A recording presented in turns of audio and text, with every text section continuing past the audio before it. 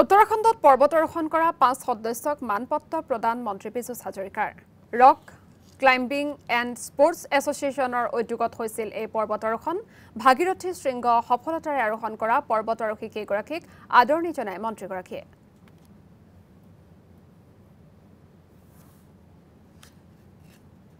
Assam rock and sports climbing এছ'চিয়েশ্যনৰ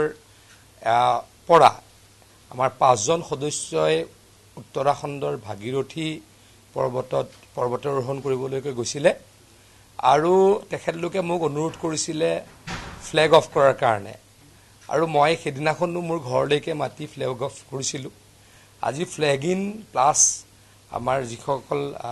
খেলুৱৈ গৈছিলে পৰ্বতাৰোহী গৈছিলে তেওঁলোকক চাৰ্টিফিকেটো দিব লাগে গতিকে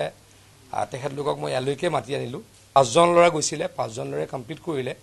আজি 2জনক আমাৰ লগত পালোঁ বাকী 3গৰাকীকো আমি শুভেচ্ছা জ্ঞাপন কৰিছোঁ আৰু যাতে অসমৰ পৰা এনেকৈ পৰ্বতাৰোহী ওলাই অসমৰ পৰা খেলুৱৈ ওলাই অসমৰ নাম হয় নিজৰো নাম হয় সমাজৰ নাম হয় পৰিয়ালৰ নাম হয় তেনেকৈ খেলুৱৈসকলক আগবাঢ়ি আহিবলৈকে মই অনুৰোধ জনাইছোঁ